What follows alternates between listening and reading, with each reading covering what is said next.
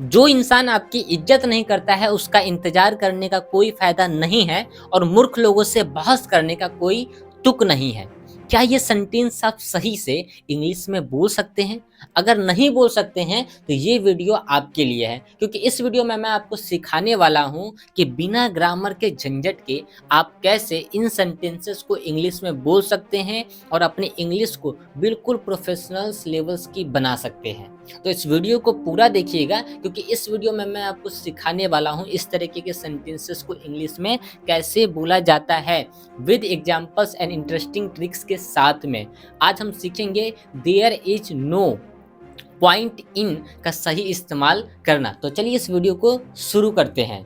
जैसे जब भी हम कोई काम करते हैं और उस काम का कोई मतलब उचित रिजल्ट हमको नहीं मिलता है, जैसे आपने बोला कि वहां जाने से कोई फायदा नहीं है, इसका मतलब क्या है कि वो एक ऐसी जगह है जहां पे अगर हम जाएंगे भी तो हमारा कोई बेनिफिट होने वाला नहीं है। तो यही समझने का मतलब है कि देयर इज नो पॉइंट जो होता है, इसको उस कंडीशन में यूज किया जाता है जहां पे आप कोई काम करने वाले तो है बट उस काम का कोई फायदा आपको मिलने वाला नहीं है, ठीक है। या आप कोई काम करते हैं बट उस काम का कोई मतलब नहीं है, कोई बेनिफिट नहीं है, तो उस कंडीशन में आप ऐसे सेंटेंसेस का यूज कर सकते हैं और ऐसे स्ट्रक्चर का यूज कर सकते हैं जहां पे आपको ग्रामर की नॉलेज की जरूरत नहीं है। सबसे पहले आप यहाँ पे समझते हैं कि देयर इज नो पॉइंट, इसका मतलब क्या हुआ कि इसका कोई फायदा नहीं है। अब हम इसको कैसे बनाएंगे विद प्रैक्टिकल तरीके से, तो अब इसको समझने के लिए देखिए हमने आपके सामने ये बड़े बड़े सेंटेंसेस भी लिखे हैं और छोटे छोटे सेंटेंसेस भी लिखे हैं, बट घबराने की जरूरत नहीं है। ये जितना बड़ा आपको दिखाई दे रहा है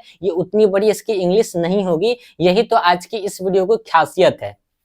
अब आपको यहाँ पे करना कुछ नहीं है, ये जो लाइन है बिल्कुल ऐसे ही रहेगी एडजेक्टिव, बस इसमें आपको एक चीज करना है, बस इसमें आपको V4 लगाना है। V4 का मतलब समझते हैं ना, जैसे आपने यहाँ पे गो बोल दिया तो ये क्या है, ये आपका V1 है। अब आपको इसमें प्लस ING कर देना है। ING जैसे ही आपने किया तो ये क्या बन गया, ये बन गया V4, यानी कि ये बन गया क्या, ये बन गया गोइंग। तो गोइंग का मतलब क्या हो गया, ये हो गया V4। यानी कि देयर इज नो पॉइंट के साथ में हमेशा वर्ब का चौथा फॉर्म लगाएंगे, बस इतना आपको ध्यान रखना है। देयर इज नो पॉइंट के साथ में, यानी कि देयर इज नो पॉइंट के जस्ट बाद, यानी कि इन के बाद क्या लगाएंगे, वर्ब का चौथा फॉर्म। चलिए एग्जांपल से समझते हैं। यहाँ पे एक सेंटेंस लिखा है कि जो आपकी इज्जत नहीं करता उसका इंतजार करने का कोई फायदा नहीं है। तो सबसे पहले हम लोग क्या करेंगे, इस वाले लाइन को लिख देंगे यहाँ पे। तो सबसे पहले हम लोग क्या करते हैं, यहाँ पे लिख देते हैं there is no point, there is no point, और यहाँ पे हो गया इन, यहां तक लिख दिया। अब वर्ब का चौथा फॉर्म हमको लगाना है, ठीक है। हमको वर्ब का कौन सा फॉर्म लगाना है, चौथा फॉर्म लगाना है। तो अब यहाँ पे देखिए हमको ये देखना है कि भाई इंतजार करने का कोई फायदा नहीं है, तो अब इसमें आपको ये देखना है कि भाई इसमें वर्ब कहाँ पे है। तो देखिए जो आपकी इज्जत नहीं करता है उसका इंतजार करना, इंतजार करना मतलब एक काम करना, तो इंतजार करना को हम चौथा फॉर्म लगाएंगे। तो इंतजार करना को इंग्लिश में क्या बोलते हैं, बोलते हैं वेट करना। तो वेट ये फर्स्ट फॉर्म हो गया, इसमें आपको ING लगाना है, तो हो गया वेटिंग। तो हो गया there is no point in waiting, इंतजार करने का कोई फायदा नहीं है। यहां तक ये हिंदी हो गई। अब किसका इंतजार करने का कोई फायदा नहीं है, उसका इंतजार करने का जो आपकी इज्जत नहीं करता है। तो there is no point in waiting, ठीक है। There is no point waiting for someone, for someone, for someone, ठीक है।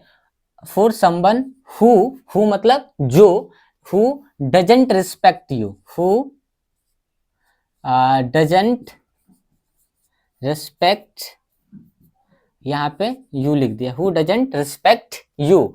अब हमने यहाँ पे बोला कि there is no point in waiting for someone who doesn't respect you, ठीक है। यानी कि ऐसे इंसान का इंतजार करने का कोई फायदा नहीं है जो इंसान आपकी इज्जत नहीं करता है। तो आप इसको बड़े ही आराम तरीके से बोल सकते हैं, इंतजार करने का कोई फायदा नहीं है, there is no point in waiting. किसका इंतजार करने का कोई फायदा नहीं है, for someone who doesn't respect you, यानी कि उस इंसान का जो आपकी इज्जत नहीं करता है। एक एग्जांपल से और समझते हैं। यहाँ पे लिखा है कि हर साल नया फोन खरीदने का कोई फायदा नहीं है, या हर साल नया फोन खरीदने का कोई तुक नहीं है, कोई बेनिफिट नहीं है। तो आप इसको इस तरीके से भी बोल सकते हैं, कोई तुक नहीं है मतलब कोई फायदा नहीं है। आप इसको भी ऐसे बना सकते हैं, एक सेकेंड, वीडियो चालू है, ठीक है। हर साल नया फोन खरीदने का कोई तुक नहीं है। अब सबसे पहले आपको क्या करना है, सिर्फ इसको लिखना है, वो आपका चौथा फॉर्म लगाना है, ठीक है। सबसे पहले ये लिख देते हैं, there is no point, there is no point in, इतना लाइन लिख दिया, ठीक है। अब यहाँ पे वर्ब को खोजिए, हर साल नया फोन खरीदने का कोई तुक नहीं है, यानी कि खरीदना एक काम होता है। तो खरीदना को इंग्लिश में क्या बोलते हैं हम लोग, बाय बोलते हैं, BUY, बाय। अब इसमें ING लगाएंगे तो ये हो गया चौथा फॉर्म।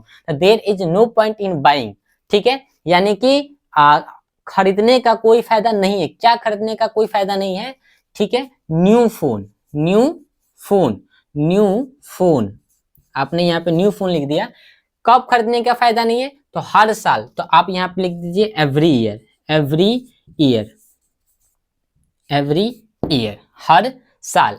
तो there is no point in buying new phone every year, यानी कि हर साल नया फोन खरीदने का कोई फायदा नहीं है, या हर साल नया फोन खरीदने की कोई तुक नहीं है, या कोई जरूरत नहीं है। ये इस कंडीशन में आप ऐसी बात बोलते हैं। आई होप कि आपको मेरी बात समझ में आ रही होगी। अब लास्ट सेंटेंसेस यहाँ पे देखते हैं। बिना प्रैक्टिस के पढ़ाई करने का कोई फायदा नहीं है, बिना प्रैक्टिस के पढ़ाई करने का कोई फायदा नहीं है। सबसे पहले क्या करेंगे, there is no point in लिख देंगे, there is no point, there is no point in, इतना लिख दिया।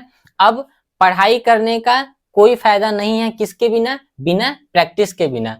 तो अब पढ़ाई करना को अंग्रेजी में क्या बोलते हैं, स्टडी। आपने यहाँ पे स्टडी लिखा, इसमें ING लगा दिया।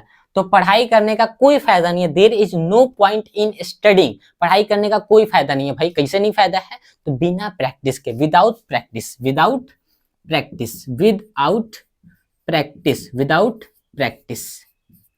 ये आपने सेंटेंस बना के रेडी कर दिया। अब आप बोल सकते हैं कि दौड़ने का कोई फायदा नहीं है, there is no point in running.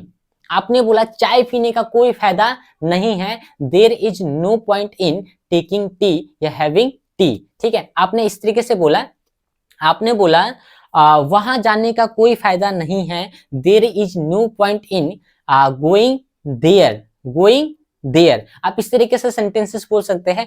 अगर आपको ये वीडियो अच्छी लगी है तो सबसे पहले आप लोग एक काम करेंगे कि इस वीडियो को लाइक करेंगे, ज्यादा से ज्यादा लोगों के पास में शेयर करेंगे, और एक सेंटेंसेस आप भी जो है कमेंट सेक्शन में ऐसे ही सेंटेंसेस को आप अपने हिसाब से, हर आदमी अपने अपने हिसाब से एक सेंटेंसेस बना के कमेंट सेक्शन में बताइएगा, और मैं चेक करके बताऊंगा कि आपका सेंटेंसेस सही है कि नहीं है। चलिए मिलते हैं एक अगली वीडियो में।